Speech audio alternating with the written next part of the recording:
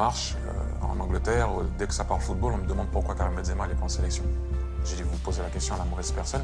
Il faut demander à l'entraîneur et il faut respecter ses choix. C'est un cas mondial. On n'est pas en train de parler seulement de la Ligue 1, ou même de la Liga, où c'est mondial. Il y a des joueurs qui sont partis de l'équipe de France. Et personne ne demande de retour, même s'ils ont mis des buts après dans leur club. Mais c'est Karim Benzema. Donc voilà où il y a un problème.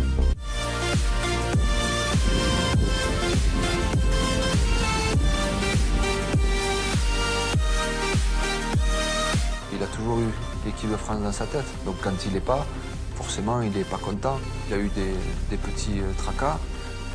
Aujourd'hui, ils n'existent plus ces trucs-là.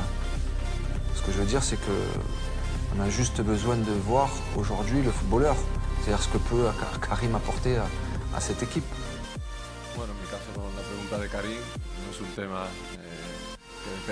Alors moi je pense que Benzema est l'un des meilleurs attaquants au monde et j'espère et je pense qu'il reviendra peut-être d'ici peu dans la sélection française. Il aime le maillot bleu.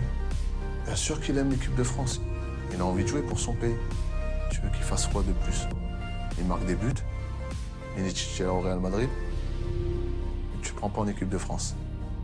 J'étais déçu que Karim ne fasse pas partie de l'équipe de France lors de l'Euro.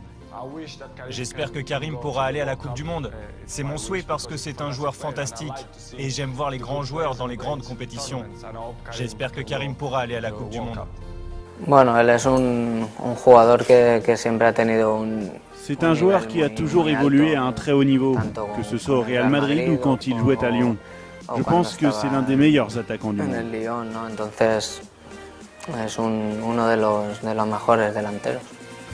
C'est le meilleur joueur français, enfin pour moi en tous les cas.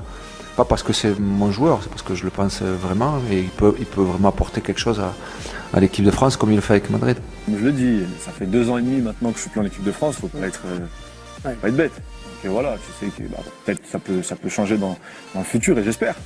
Parce que la Coupe du Monde, c'est le rêve de tout le monde.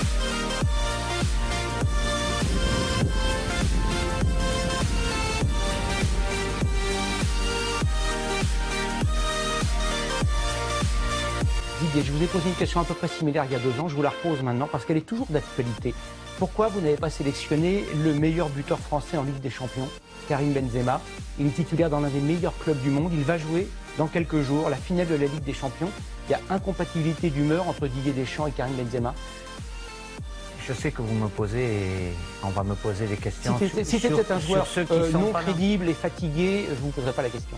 Non, mais après, j'y ai déjà répondu, je peux le refaire encore. Mais de l'eau a coulé sous les ponts depuis 2 ans. C'est pour ça que je me permets de vous poser. Il y a 2 ans qui se sont écoulés. J'ai fait confiance à des joueurs qui ont répondu à ma confiance. Moi, je place le groupe au-dessus de tout.